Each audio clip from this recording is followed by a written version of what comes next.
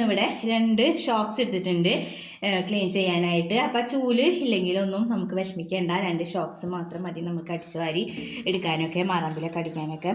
അപ്പോൾ ഒരു പഴയ ഷോക്സ് ഉപയോഗിച്ചൊക്കെ കളയുന്ന ഷോക്സ് ഉണ്ടല്ലോ, അത് മതി കേട്ടോ നമുക്ക്. അപ്പോൾ അത് ഞാൻ ഇതിലോട്ട് ഇട്ട് കൊടുക്കുന്നുണ്ട്.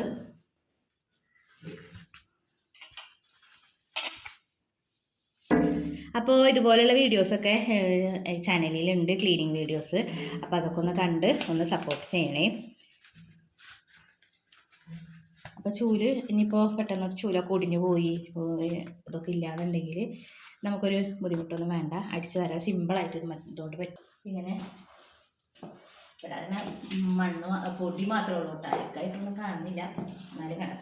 ഇതുപോലെ ചെയ്യാൻ പറ്റും കേട്ടോ.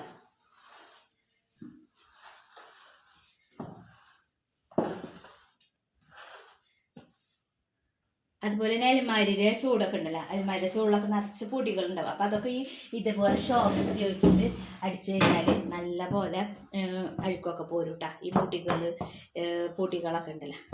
അപ്പോൾ ഞാൻ കുറച്ച് ദിവസമായി തുടച്ചിട്ട് ഇങ്ങനൊരു വീഡിയോ പിടിക്കാമെന്ന് വിചാരിച്ചിട്ട് ഇതിനൊക്കെ ഇത്രയൊക്കെ തന്നെ ഉള്ളൂ. ഇപ്പോൾ ഇതുപോലെ അടിക്കാൻ പറ്റും കേട്ടോ, സിമ്പിളായിട്ട് അടിക്കാൻ പറ്റും. മുടിയും ഇതൊക്കെ പോലെയൊക്കെ കണ്ട ഇതൊക്കെ നല്ല പോലെ കിട്ടും കേട്ടോ നമുക്ക്. എല്ലാവരും ഇതുപോലെ ചെയ്ത് നോക്ക് കേട്ടോ. ഷോക്ക് വെച്ചിട്ട് ഒന്ന് അടിച്ച് നോക്ക്. കട്ട്ലിൻ്റെ ചൂടൊക്കെ ഉണ്ടല്ല, കട്ട്ലിൻ്റെ ചോട്ടിന്ന് ഒക്കെ നമുക്ക് അടിച്ച് എടുക്കാൻ പറ്റും കേട്ടോ. ഇങ്ങനെ ഒരു ഷോക്സ് മാത്രം മതി.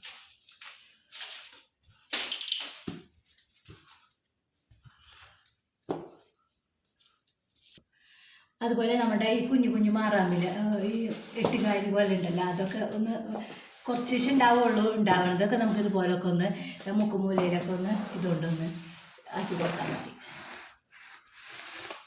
ഈ കട്ട്ലപ്പൊടി ഉണ്ടല്ലോ, കട്ട്ലമേലത്തെ ഈ പൊടികൾ ഇതൊക്കെ ഇടയ്ക്ക് ഒരു പൊടി ഉണ്ടാവും. അപ്പോൾ അതൊക്കെ നമ്മൾ ഇതുപോലെ ഒന്ന് ഷോക്സ് കൊണ്ട് ഒന്ന് തുറച്ച് കൊടുക്കണം. നമ്മളിവിടെ ഇങ്ങനെ ഫോട്ടോസൊക്കെ ഉണ്ടാവില്ലേ, ഫോട്ടോസിൻ്റെ ഇവിടെയൊക്കെയുള്ള മാറാമ്പിലൊക്കെ അടിക്കാനായിട്ട് ഇങ്ങനെയുള്ള ഷോക്സ് കൊണ്ട് നല്ലതാട്ടോ. പൊടി ഒക്കെ ഒന്ന് പോവാനും കളയാനൊക്കെ കണ്ട ഇങ്ങനെയുള്ള പൊടികളൊക്കെ പോവാനായിട്ട് എവിടെയുള്ള ഇതൊക്കെ എടുക്കണം, കൈ എത്തുന്നിടത്തുനിന്നൊക്കെ എടുക്കാം.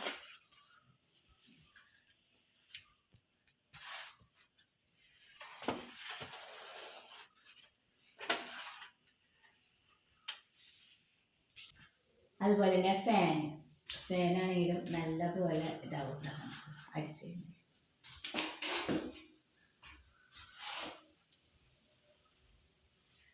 ചായപാത്രം നല്ല പോലെ കറായിട്ടുണ്ട് കേട്ടോ, പാൽ ചായ വയ്ക്കുന്നതിന്. അപ്പം ഞാൻ വല്ലാണ്ട് ഇങ്ങനെ ഇതുപോലെ കറ വരുമ്പോൾ ഞാൻ എന്താ ചെയ്യാന്ന് വെച്ചാൽ കുറച്ച് ചാരം എടുക്കും. ചാരവും നമ്മളുടെ പാത്രം കഴുകുന്ന സോപ്പ്, ഇത് മാത്രം മതി കേട്ടോ, വേറെ ഒന്നും വേണ്ട. നല്ല പോലെ വെക്കും.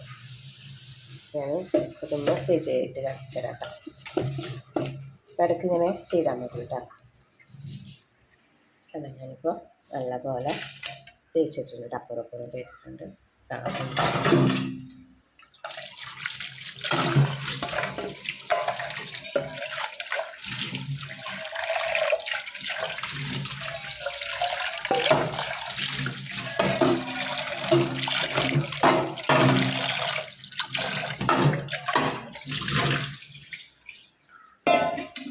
നല്ല പോലെ ക്ലീൻ ആയിട്ടാ.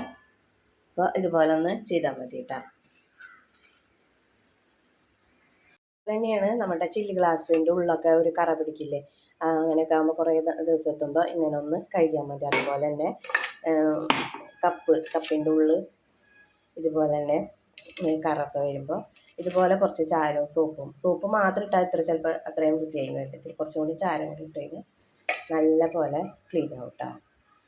കാണിച്ചുതരാം, അതൊന്നും ചെയ്യണ്ട.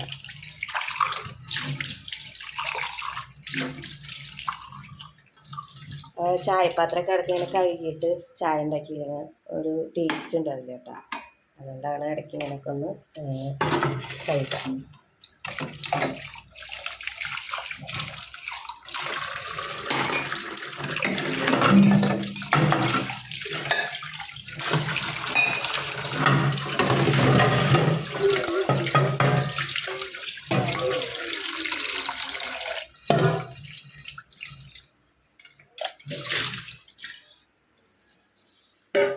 ഇതുപോലെ എല്ലാവരും ഒന്ന് ചെയ്ത് നോക്കട്ടോ.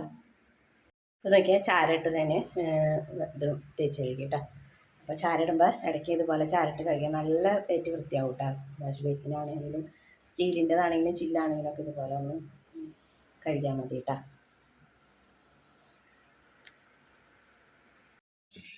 ഇടിയപ്പത്തിന് വാട്ടിയതാണ് കേട്ടോ. അപ്പോൾ ഇടിയപ്പത്തിന് വാട്ടാന്ന് വെച്ചാൽ അറിയാലോ, തിളച്ച വെള്ളത്തിൽ ഉപ്പിട്ടിട്ട് ഞാൻ പൊടി വാട്ടിയതാണ്. അപ്പോൾ നമ്മളെല്ലാവരും ഇടിയപ്പത്തിൻ്റെ അച്ചിലല്ലേ നമ്മൾ ഉണ്ടാക്കുക, സേവനാഴിയിൽ. അപ്പോൾ അതിൽ ഉണ്ടാക്കുമ്പോൾ എന്നെ സംബന്ധിച്ച് ഇവിടെ എല്ലാവർക്കും ഇഷ്ടമുള്ളൊരു അപ്പമാണ്. പക്ഷേ ഇവിടെ എനിക്ക് കൈ കൊണ്ട് പറ്റൂല, അതുകൊണ്ട് ഞാൻ ഉണ്ടാക്കൽ ഇത്തിരി കുറവാണ് കേട്ടോ. അപ്പോൾ ഞാൻ ഉണ്ടാക്കാൻ വേണ്ടിയിട്ട് ചെയ്യുന്നത് എങ്ങനെയാണെന്ന് വെച്ചാൽ, ഈ ഉണ്ടല്ല കുറച്ച് സമയം ഇതിപ്പോൾ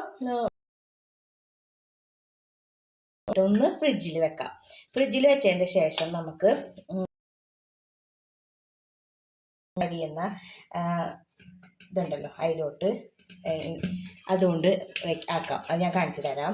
അപ്പം അതിന് വേണ്ടിയിട്ടാണ് ഞാൻ ഈ ഉണ്ട ഒന്ന് ഫ്രിഡ്ജിൽ വെക്കുന്നത് കേട്ടോ, കുറച്ച് സമയം തണുപ്പ്. അപ്പം ഞാൻ ഇത് കുറച്ച് സമയം ഫ്രിഡ്ജിൽ വെച്ചതാണ് കേട്ടോ. ഫ്രിഡ്ജിൽ വെച്ച മാവ് എടുത്തിട്ടാണ് ഞാനിപ്പോൾ ഇടിയപ്പത്തിന് ഇത് ഗ്രേറ്റ് ചെയ്ത് എടുക്കുന്നത് കേട്ടോ. നമുക്ക് നോക്കാം ഈസി ആയിട്ട് ഉണ്ടാക്കാൻ പറ്റുമെന്ന്. അല്ല, നല്ല ഇതായിട്ട് നമുക്ക് കിട്ടുന്നുണ്ട്. അപ്പോൾ കൈവേദന എടുക്കുന്നവരൊന്നും ഇനി ഇടിയപ്പം ഉണ്ടാക്കാതിരിക്കേണ്ട. ഇങ്ങനെ ജസ്റ്റ് ഒന്ന് ഇങ്ങനെ കുറച്ച് സമയം ഫ്രിഡ്ജിൽ വെച്ചതിൻ്റെ ശേഷം ഇങ്ങനെ ഒന്ന് ഗ്രേറ്റ് ചെയ്തെടുത്താൽ മതി കേട്ടോ. അടിപൊളിയായിട്ട് നമുക്ക് ഇടിയപ്പം ഉണ്ടാക്കാൻ പറ്റും. കുറച്ച് സമയം വെക്കണം കേട്ടോ ഫ്രിഡ്ജിൽ, ഫ്രീസറിലോ ഫ്രിഡ്ജിൽ വെക്കണം. അപ്പോൾ ചൂടാറിയതിൻ്റെ ശേഷം ഫ്രീസറിൽ വെച്ചാൽ മതി കേട്ടോ. എന്നിട്ട് നമുക്ക് ഉണ്ടാക്കാവുന്നതാണ്.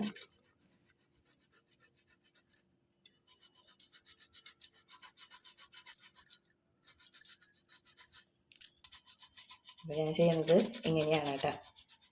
മാവ് ഫ്രീസറിൽ വെച്ചിട്ട് ചെയ്യുന്നതാണ് കേട്ടോ. അപ്പോൾ ടേസ്റ്റ് വ്യത്യാസമൊന്നും ഉണ്ടാവില്ല, ഇങ്ങനെ തന്നെ ചെയ്തെടുക്കാൻ വേണ്ടിയിട്ട്. അപ്പം എല്ലാവരും ഇതുപോലെ ഒന്ന് ചെയ്ത് നോക്കുക കേട്ടോ. ആരും ഇനി ഇടിയപ്പം ഉണ്ടാക്കാതിരിക്കണ്ട കേട്ടോ. അപ്പോൾ ഞാനിപ്പോൾ ഇങ്ങനെ ഗ്രേറ്റ് ചെയ്തിട്ടാണ് ഇത്രയും എടുത്തിരിക്കുന്നത് കേട്ടോ. അപ്പോൾ എല്ലാവരും ഇങ്ങനെ ഒന്ന് ചെയ്ത് നോക്കും.